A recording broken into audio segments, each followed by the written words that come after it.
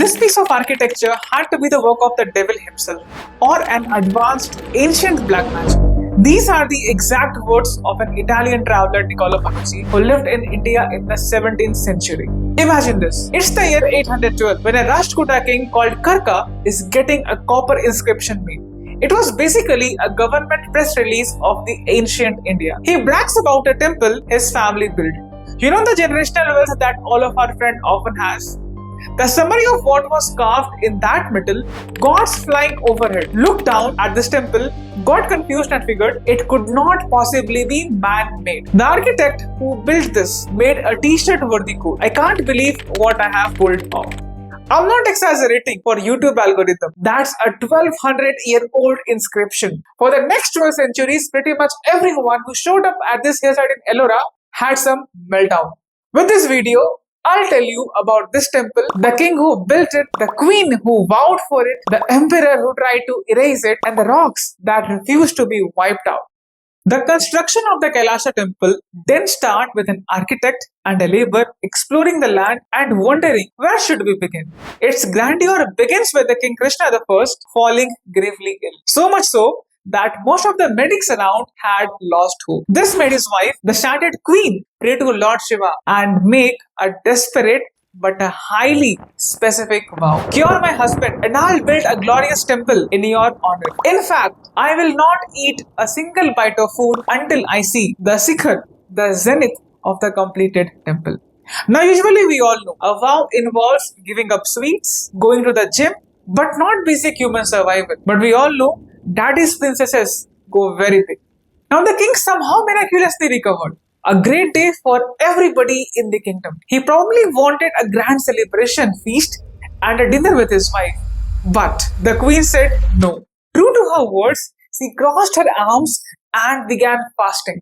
Absolute panic ensued. The ancient equivalent of the contractors, the engineers, and the laborers were called in. They did the mathematics, calculus, trigonometry, and even algebra, which must have been tougher than the SSC mathematics. Building a magnificent stone temple from the ground would take decades, and this queen was going to starve by the next Tuesday.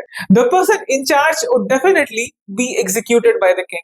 What an idiotically frustrative mass-murdering problem that was. If you were there, what would you have done? Every traditional builder in the kingdom threw their hands up and shouted, "Impossible!" Tough times for them. But then a master architect named Kokasa stepped forward. He didn't see an impossible deadline, but a flawed approach. The queen had to see the Sikhara to break her fast and fulfill her vow. He flipped the script and took the crew to the solid mountain of basalt rock and said, "We are not building a temple, we are carving one. That too upside down." Now we're starting at the very peak of the mountain. The zenith was the absolute first thing to be completed. As a result, it was ready in a matter of days. The queen saw the peak, broke her fast, Kokasa saved the day, and most importantly, his and his fellow laborers' heads. The sheer scale of the temple, its beauty, grandeur, and the hard work of the laborers can only be understood by the account of the travelers and writers who saw this masterpiece in first person. Like the French traveler Jean de Thévenin, who actually wrote in his travelogue that Europe built grand structures by piling stones up. Indians did the exact opposite by carving a void. Not only that, the British captain John B. Seeley in 1800s wrote, "The finest cathedrals of Europe looked like mere toys against the monolithic genius of Ellora." And just so you know, that the construction was not a lucky accident. Basalt is frozen lava, cooled so fast that it never got the chance to be a soft, spoiled mountain, unlike our younger siblings. Later, Aurangzeb, according to a repeated folklore, sent 1,000 laborers with all the tools that the architects and the laborers had 9 centuries ago to destroy it. 3 years later, the temple was still there. Nothing happened. The project was called off. So next time, whenever you go, see this temple or any other, don't just look at it as a temple or a great architecture or even our ancestors' achievement, which all of these actually are.